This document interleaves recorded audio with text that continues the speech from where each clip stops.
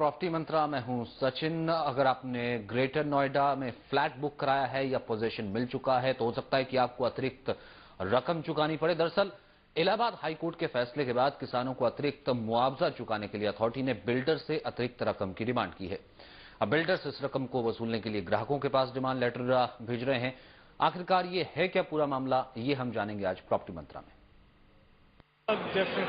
अभी जो अथॉरिटी ने नोटिस दिए हैं उन लोगों को भी नोटिस दिए हैं जो लोग अपना पोजीशन ले चुके हैं। ये घबराई अनमनी सी हाँ किसके लिए कर रहे हैं रियल एस्टेट के ये दो दिग्गज। माजरा कुछ समझ नहीं आ रहा हो तो हम आपको बता देते हैं कि इनकी इस हाँ का मतलब आपकी जेब से है। इनकी ये हाँ आपकी जेब से ज्यादा पैसे निकलवाने वाली है। आपको ये सुनकर हैरानी हो रही होगी तो आइए दोबारा सुनते हैं कि ये लोग क्या कह रहे हैं। ऑनरेबल कोर्ट के डिसीजन से प्रभावित हुआ है। अभी उन सबों को नोटिस दिया गया उस पर्टिकुलर गांव जो उसमें कवर होते हैं, उसमें जितने प्रोजेक्ट कवर होते हैं, चाहे वो अंडर कंस्ट्रक्शन है, तो इस तरीके से तो जो बिल्डिंग कंप्लीटेड है जिसमें लोग रह रहे हैं वो भी प्रभावित होंगे। चाहे वो इंडिविजुअल बायर्स हो, चाहे बिल्डर्स हो, चाहे इंडस्ट्री हो, चाहे हाउसिंग हो, चाहे वो स्कूल्स हो, सभी से वो पैसा वसूल सकता है। तो according to the directions greater Noida authority ने सभी को नोटिस दे दिए हैं। एक सर्टेन एक रेट उन्होंने कैलकुलेट किया है, उसके रेट के ऊपर उन लोगों को नोटिस दे दिए हैं जिनको पहले प्लाट अलॉट हो चुके हैं, जो अपने घर बना चुके हैं। दरअसल नोएडा अथॉरिटी ने फरमान जारी किया है अतिरिक्त भुगतान चुकाने का। यह अतिरिक्त भुगतान की डिमांड हाईकोर्ट के आदेश के बाद आई है, जिसमें ग्रेटर नोएडा के किसानों को मुआवजा बढ़ाकर देने का आदेश दिया गया था।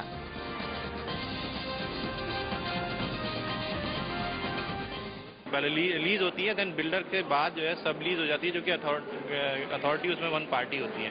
तो now it is up to the authority, जहां तक अभी उसमें उन्होंने शायद कोई अभी डिसीजन नहीं लिया है कि वो सब लीज से लेंगे या नहीं लेंगे। अथॉरिटी ने तो डिमांड उनको भेजी है जिन्हें सीधे अथॉरिटी की तरफ से जमीन आवंटित की गई थी, यानी बिल्डर्स और प्लॉट हासिल करने वाले ग्राहक। लेकिन बिल्डर्स इस अतिरिक्त बोझ को अपने ऊपर कैसे रख सकते हैं, तो उन्होंने इसका तोड़ खोज लिया है। बिल्डर्स ने अथॉरिटी से लीज पर जमीन ली है। बिल्डर्स ने इस पर फ्लैट बनाकर ग्राहकों को बेच दिया और उन्हें जमीन सब लीज पर दे दी। अब बिल्डर्स इस अतिरिक्त भुगतान की जिम्मेदारी भी ग्राहकों पर ही डालने की योजना बना रहे हैं। जहां पर ग्राहकों को पोजीशन मिल चुका है, वहां तो बिल्डर्स ने बड़ी डिमांड भेजनी शुरू कर दी है। लेकिन जहां पोजीशन नहीं मिला है, हो सकता है कुछ बिल्डर्स वहां भी पूरी पेमेंट हासिल करने के बाद अतिरिक्त डिमांड भेज दें। दरअसल नोएडा एक्सटेंशन में ज्यादातर बिल्डर्स मौजूदा ग्राहकों पर बड़ी रकम का बोझ डालने से परहेज कर रहे हैं। वहां उन्हें बड़ी FAR का भी फायदा मिल चुका है, यानी वो उसी जमीन पर ज्यादा फ्लैट्स बना सकते हैं। इसके बाद नए ग्राहकों को भी वो बढ़ी हुई कीमतों पर ही फ्लैट बेचेंगे। बेसिकली जो क्रेडाई ने फैसला लिया था कि नोएडा एक्सटेंशन के जितने भी बायर्स हैं उन पे ये बर्डन नहीं डाला जाएगा, क्योंकि एक्स्ट्रा FAR की बात कर रही थी अथॉरिटी, तो एक्स्ट्रा FAR से क्रॉस सब्सिडाइज हो जाएगा जो एक्स्ट्रा कॉस्ट है। यही बात अगर रखी जाए, अथॉरिटी ने जो ये बात नहीं समझी इसमें से पहलू में से वो ये थी कि जो प्रोजेक्ट्स बहुत पहले कंप्लीट होकर पोजीशन दे दिया गया, जिनका जो कि 10 साल पहले के कॉम्प्लेक्सेस बने हुए हैं, उनको भी उठा के डिमांड दे दी है। तो वहां पे अब इस पॉइंट पे रेवेन्यू जनरेट करना बहुत मुश्किल है। लेकिन इसके बावजूद पूरा भुगतान करने के बाद भी किसानों को बढ़ा हुआ मुआवजा देने के नाम पर अथॉरिटी से बिल्डर्स को आए फरमान का बोझ आपके ऊपर पड़ सकता है। ऋचा रावत के साथ आदित्य के राणा, दिल्ली आज तक।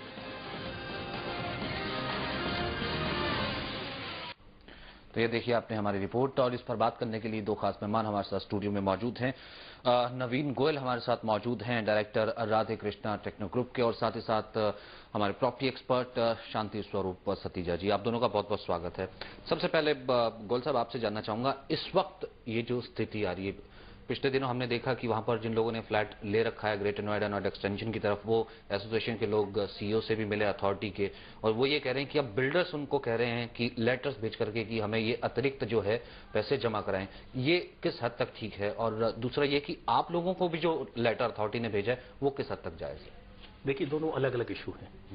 जो ग्रेटर नोएडा अथॉरिटी ने हम बिल्डर्स को लेटर भेजा है, वो हाई कोर्ट ने जो 64.5% बढ़ा हुआ मुआवजा और 10% आबादी के लिए उनको दिया है, तो आदेश किया है। उस आदेश के क्रम में ग्रेटर नोएडा अथॉरिटी ने हमको लेटर दिया है और हम लोगों से मीटिंग में उन्होंने पहले डिस्कस किया है। डिस्कस करने के बाद हम लोगों से कहा कि क्या किया जाए। तो चूंकि इस एरिया का डेवलपमेंट हो और लोगों को जो आशियाना मिलना है, घर मिलना है, वो लोगों को मिले, इसके लिए एक समझौता हुआ कि ठीक है साहब, हम उसको पे करेंगे, हम लोग प्रयास करके उसको आपको देंगे। वो लेटर सहमति से मिले हैं, बिल्डर्स की किसी की असहमति उस पर अभी तक नहीं है। इसके लिए पूर्व मीटिंग हो चुकी है। रहा सवाल इन्वेस्टर्स का, हमारे आवंटीज का, हमारे आवंटीज को कम से कम हमारी कंपनी की तरफ से कोई पत्र नहीं गया है और ना हमारे संज्ञान में ऐसा कोई आया है। वो लोग एसोसिएशन के साथ अगर मिले हैं तो उसमें हम लोगों की सहभागिता नहीं थी, ना हमारी जानकारी थी। अपने स्तर से वो लोग मिले होंगे, हमको अथॉरिटी के द्वारा नहीं बताया गया है। जहां तक मेरे संज्ञान में है, जो हमारे मित्र बिल्डर्स हैं, उन्होंने उन लोगों को जिन्होंने 10% राशि जमा नहीं की थी, उनके लिए लिखित या मेल या पर्सनली इन्फॉर्म किया है। नहीं, लेकिन जिसने मकान खरीदना है, जिसने वहां पर पैसा लगाया हुआ है, वो कोई ऐसे तो उठ के नहीं चला जाएगा कि देखिए साहब कि हमें दोबारा पैसे के लिए बोला गया या कहा गया कि थोड़ा दे दो। कुछ ना कुछ क्लॉज, कुछ ना कुछ तो टेढ़ा रास्ता निकाला ही होगा ना। मैं आपसे वही कह रहा हूँ, कोई जो भी लोग हैं वो सब डायरेक्ट टच में है।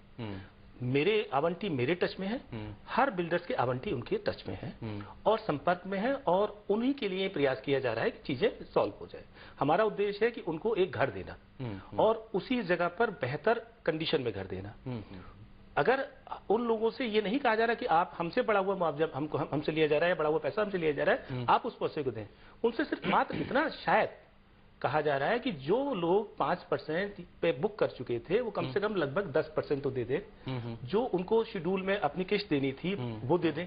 बैंकों से भी कोशिश की जा रही है, क्योंकि जो पैसा हमको देना है, हम उनसे बड़ा हुआ पैसा नहीं मांग रहे, लेकिन जो पैसा हमको देना है और जो वाजिब पैसा उन्हें देना था। जी, ये भी गोयल साहब दोनों बिल्कुल अलग इशू हो जाते हैं। अब सतीजा जी, बीच में अगर मैं इसमें आपको लेकर के आना चाहूँ, एक तो ये इशू कह रहे हैं कि पैसा बढ़ा के मांग, जिन्होंने बुकिंग करा ली उनसे पैसा बढ़ा के नहीं मांगा जा रहा, सिर्फ कहा जा रहा है कि आपका जो डिफरेंस है वो दीजिए।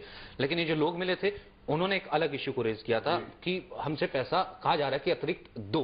अब ये दोनों चीजों को मिक्स करके, और एक चीज ये कि जब आपने एग्रीमेंट साइन कर लिया, आपको पोजेशन भी कईयों का मिल गया होगा, कई ऐसे कि पोजेशन का वेट कर रहे हैं, फिर क्या ऐसा है कि बिल्डर कोई लेटर दिखा दे कि देखिए हमने क्लॉज एक लगाया था कंडीशन सप्लाई, वो किस हद तक जायज है? ऐसा भी कुछ होता है? बिल्कुल होता है, बिल्कुल ठीक कहा आपने, और ये बहुत ही अच्छा सवाल है।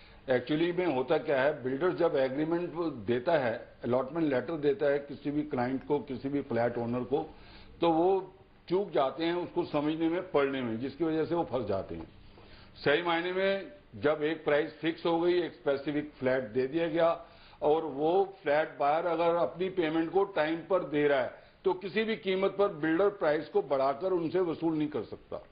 अगर उस बिल्डर ने किसी को लेटर भेजा है, उसमें ये कंडीशन जरूर होगी जो मुझे लगता है, फ्लैट ओनर ने पेमेंट टाइम पर नहीं दी होगी, पेमेंट टाइम पर ना देने की वजह से वो रिवाइज रेट पर फ्लैट बेचना चाहता होगा, लेकिन ये भी दोनों की सहमति से हो सकता है। Otherwise accordingly terms and conditions जो अलॉटमेंट लेटर में दी जाती हैं उसके को ब्रीच ऑफ ट्रस्ट कोई भी नहीं कर सकता, ना फ्लैट ओनर कर सकता है और ना ही बिल्डर कर सकता है।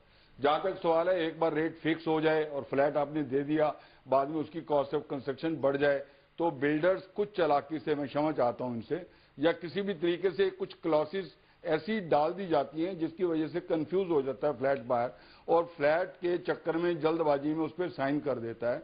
मैं दर्शकों को और प्रॉपर्टी के बायर्स को ये अनुरोध करना चाहूंगा, जब भी आप कोई प्रॉपर्टी खरीदते हैं जल्दबाजी ना दिखाएं, एग्रीमेंट को अच्छी तरह से पढ़ लें, उसको चेक करवा लें, और उसके बाद जो आप एग्रीमेंट पे साइन कर देते हैं उसके अकॉर्डिंगली आप टाइम पर पेमेंट दें, तो ये बहुत ही बेहतर होगा फ्लैट बायर के लिए भी और बिल्डर के लिए भी। और इसी से अगर मैं दूसरा क्वेश्चन भी रिलेट करूं, जब आपने कह दिया कि जैसे ये भी कह रहे हैं कि जो एग्जिस्टिंग कस्टमर्स हैं जो कि बुक कर लिया, उनसे अतिरिक्त भार लेने का सवाल नहीं। अब बात यहाँ पे ये है कि अगर ये अतिरिक्त शेड कर रहे हैं अपनी पॉकेट, अगर अथॉरिटी को दे रहे हैं, ये कह रहे हैं कि सहमति से हुआ है, अब ऐसे में फिर ये जो अमाउंट रहेगा, कंटेंशियस इशू वही आ जाता है। फिर या तो ये कॉस्ट कैसे पूरी करेंगे, या फिर एग्जिस्टिंग कस्टमर है वो इसका पैसा देगा, फिर वो कैसे इसमें बैलेंस आएगा? नहीं, कॉस्ट पूरी करने के बिल्डर्स के पास बहुत फार्मूले हैं।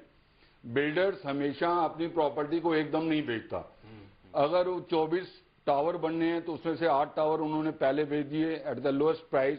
पूरे नोएडा के अंदर अफोर्डेबल होम्स, अफोर्डेबल फ्लैट्स का एक रिवाज था, जिसकी वजह से सभी लोग वहां गए और लोगों ने नोएडा के अंदर बड़ा आकर्षित होकर प्रोजेक्ट को खरीदा।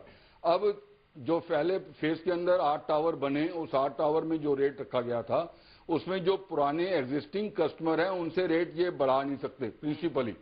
जब 8 टावर और बनने हैं, उसमें जो फ्लैट हैं वो जब बेचेंगे तो रेट को इंक्रीज ये करेंगे। उसके बाद जब 8 टावर और बनेंगे तो उसको रेट को इंक्रीज इनको करना पड़ेगा। उसकी 3-4 वजह हैं। जैसे कॉस्ट ऑफ कंस्ट्रक्शन बढ़ जाती है, जैसे ओवरहेड एक्सपेंसेस बढ़ जाते हैं। ये ओवरहेड एक्सपेंसेस तो हैं, इन्होंने प्रॉपर्टी खरीदी थी बिल्डर से, इनको कोई सपने में नहीं था कि इनको प्रीमियम या इनको किसी भी तरीके से मुआवजा देना पड़ेगा झगड़े को खत्म करने के लिए। अगर वो दिया है तो वो एडजस्ट किया जा सकता है और ये इनके फंडा है, बिल्डर्स अपने आप उसको करेंगे। लेकिन मैं ये साफ तौर पे कहना चाहता हूं, जो एग्जिस्टिंग बायर है जिन्होंने फ्लैट खरीद लिया और अपनी पेमेंट को टाइम पर दिया, उनसे किसी भी कीमत पर कोई भी बिल्डर को इंक्रीज रेट में करके और कोई भी पैसा नहीं वसूलना चाहिए। जी, और यही जिक्र जो है हम गोयल जी से करेंगे। तो ऐसे में ग्राहक का जो इंटरेस्ट है वो ये किस तरीके से प्राइमरी आगे रख रहे हैं और अपनी जो बाकी जो चीजें हैं जिसका ऑल्टरनेट यहाँ पर सतीश जी ने कहा कि बहुत से तरीके होते हैं यहाँ पर कॉस्ट पूरी करने के, वो कौन कौन से तरीके होते हैं उसका भी हम जिक्र करेंगे। एक छोटे से ब्रेक के लिए रुकते हैं।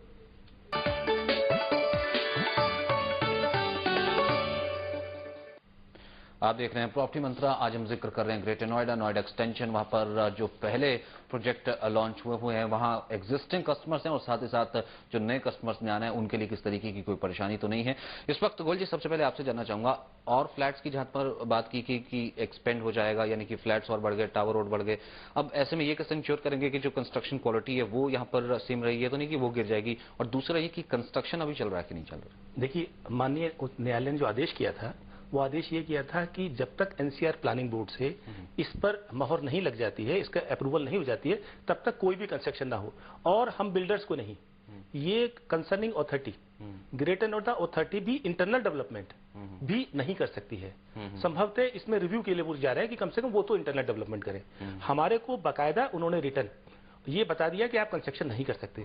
हमको तो कंस्ट्रक्शन ना करने में इतना नुकसान है कि हमारी मशीनरी वहां लगी है, लेबर वहां लगी है, कॉन्ट्रैक्टर वहां लगे हैं, मटेरियल वहां पड़ा हुआ है, हम कंस्ट्रक्शन जारी करना चाहते हैं। कंस्ट्रक्शन जारी करना हमारी प्राथमिकता है, लेकिन मजबूरी ये है कि माननीय उच्च न्यायालय के आदेश के क्रम में कंस्ट्रक्शन रुका हुआ है। दूसरा रहा कि आपने कहा कि बढ़ जाएंगे। क्वालिटी ऑफ कंस्ट्रक्शन तो कभी भी कम कोई नहीं कर सकता, ना कोई कर सकता है, ना कोई करेगा। दूसरी चीज की फ्लैट बढ़ जाएंगे। फ्लैट बढ़ने वाली जहां तक बात है, अभी तक फ्लैट बढ़ने का निर्देश कोई आदेश नहीं हुआ है। बोर्ड ने एक निर्णय लिया था कि एफआईआर बढ़ा दिया जाए, वो गवर्नमेंट को गया। गवर्नमेंट से जब आएगा और जब हमको पता लगेगा कि क्या एफआईआर किस टर्म्स पर है, तभी वो बढ़ेंगे फ्लैट। बिल्कुल, यानी कि आपका ये कहना है कि अभी तक हमारे पास कोई आदेश नहीं है, तो इस पे हम चर्चा नहीं कर सकते। एक ही सवाल मैं आपसे भी दो चीजें जानना चाहूंगा। एक तो ये कि क्वालिटी ऑफ कंस्ट्रक्शन कैसे इंश्योर करे जिसने मकान ले लिया, कि वहां पे पहले क्या था अब क्या है, और दूसरा ये कि अब एग्जिस्ट जिसने अभी जाना है वहां पर, वो जाए उस एरिया में कि नहीं जाए? देखिए, नोएडा एक्सटेंशन, ग्रेटर नोएडा में किसी भी प्रोजेक्ट में फ्लैट खरीदना गलत नहीं है, यह तो क्लियर कट है, क्योंकि अफोर्डेबल फ्लैट्स अभी भी अवेलेबल हैं, भले ही उसमें 20% 25% रेट्स में इजाफा हो गया हो। गुड़गांव भी बहुत आसमान पे जा रहा है और दिल्ली में भी जितने रेट्स हैं उन यहाँ के लोगों का वहाँ अफोर्डेबल हाउस या अपार्टमेंट देखना बहुत मुश्किल है। नोएडा के अंदर अभी भी अवेलेबिलिटी है, भले ही कंस्ट्रक्शन रुकी हुई है किन्हीं कारणों के वंश, लेकिन वहां पर अभी भी बेटर रहेगा, इसमें कोई दो राय नहीं है। जहां तक रहा सवाल क्वालिटी ऑफ कंस्ट्रक्शन का, उसमें मैं एक बहुत बढ़िया तरीके से बतलाना चाहता हूं दर्शकों को और फ्लैट बायर्स को, प्रॉपर्टी के खरीदारों को। जब भी आप प्रॉपर्टी खरीदते हैं किसी भी प्रोजेक्ट के अंदर, तो कोशिश करके बाकी के जितने भी फ्लैट ओनर्स हैं जिन्होंने फ्लैट खरीदा उनकी भी लिस्ट को डिमांड करें और उनसे मिलकर बातचीत करें और अपना एक इंजीनियर अपॉइंट कर सकते हैं। You have all the rights, because आप अपने फ्लैट को लेने के लिए पूरे पैसे जो बिल्डर ने तय किए थे दे रहे हैं, तो आपको परखना खुद होगा कि वो कंस्ट्रक्शन कैसी हो रही है, नंबर 1। नंबर 2, स्पेसिफिक आप जो कंस्ट्रक्शन की जो स्पेसिफिकेशंस हैं, जब आप वो ले लेते हैं तो उन स्पेसिफिकेशंस को बड़े आराम से सरलता से देखा भी जा सकता है, किसी इंटेलिजेंट इंजीनियर से राय भी ली जा सकती है, तीसरी बात, आप जब कोई फ्लैट लेते हैं, पेमेंट करते हैं, तो आप सोए नहीं, आप उस प्रोजेक्ट के ऊपर हर महीने एक विजिट जरूर करें, देखें क्या हो रहा है, कैसी कंस्ट्रक्शन मिल रही है, क्योंकि फ्लैट में आप नहीं रहना है। भले ही बिल्डर को अपनी रेपुटेशन का खतरा हो, अपनी रेपुटेशन के लिए वो बहुत सुंदर काम कर रहा हो, लेकिन आप जब देखने जाएंगे अगर सुंदर काम कर रहा है तो बिल्डर को अप्रिशिएट करके आइएगा। अगर वो काम ठीक नहीं कर रहा तो बड़े प्यार से उनको समझौता करके उनको बतलाइएगा कि सर ऐसा ना कीजिए, ऐसा कीजिए। ये आपसी सहमति से बहुत बढ़िया तरीके से बढ़िया फ्लैट बाहर को मिल सकते हैं। जी, संक्षिप्त में चलते चलते कंस्ट्रक्शन अभी चल नहीं रही, रेट कहा जा रहा है बढ़ेंगे तो सही, रेट किसी एग्जिस्टिंग के लिए नहीं बढ़ जाएंगे, 2600 2800 जो भी नया रेट आ रहा है, रेट बढ़ चुके हैं और भी बढ़ जाएंगे। अब ऐसे में इतनी दूर मैं क्यों जाऊं या कोई ग्राहक क्यों जाए, उसे आप क्या कहेंगे, कैसा भविष्य आपको नजर आ रहा है? वो ऐसी जगह जहां विवाद नहीं है, रेट भले 200 रुपए ज्यादा, वो वहां क्यों ना फ्लैट ले ले? नोएडा एक्सटेंशन, नोएडा से लगा हुआ ऐसा एरिया है जो 60 मीटर रोड, हर अपार्टमेंट में 60 मीटर रोड है, अप्रोच रोड है। ग्रेटर नोएडा NH-24 से लगा हुआ एरिया है, वेल प्लान्ड एरिया है और इतना फास्ट कंस्ट्रक्शन और क्वालिटी वहां पर आ रही है। क्वालिटी से मेरा कोई मित्र बिल्डर या हम लोग कभी समझौता नहीं करेंगे और ना समझौता कोई कर सकता है। ये कोई डबल या सिंगल स्टोरी बिल्डिंग नहीं है, ये 20 और 25 मंजिला स्टोरी बिल्डिंग है। हमारे आर्किटेक्ट, जैसे मेरे आर्किटेक्ट हफीज कॉन्ट्रैक्टर्स है, वो किसी कीमत पे कोई समझौता क्वालिटी से नहीं करने देंगे। और ऐसा प्रोजेक्ट जो सपनों का लोगों का घर है वो बन के ऐसा ही तैयार होगा, ये मेरा वादा है। चलिए, यानी कि उम्मीद ये करते हैं कि जो ये बात कह रहे हैं वो बात यहाँ पर जरूर काबिल गौर होगी और जो कि सतीजा जी कह रहे थे वो यहाँ पर जो चीजें एहतियात की हैं वो भी बढ़ती जाएं। तो प्रॉपर्टी मंत्रा में आज के लिए बस इतना ही। अगर आपके पास प्रॉपर्टी से जुड़ा कोई सुझाव, शिकायत या कोई सवाल है तो आप हमें मेल कर सकते हैं। हमारा ईमेल आईडी है askme@propertychacha.com और फोन नंबर है 9871372372। तो अगले हफ्ते हम फिर से हाजिर होंगे और ऐसी ही तमाम खबरों के साथ। फिलहाल बहुत बहुत शुक्रिया आप दोनों का स्टूडियो में आने के लिए, इस चर्चा के लिए।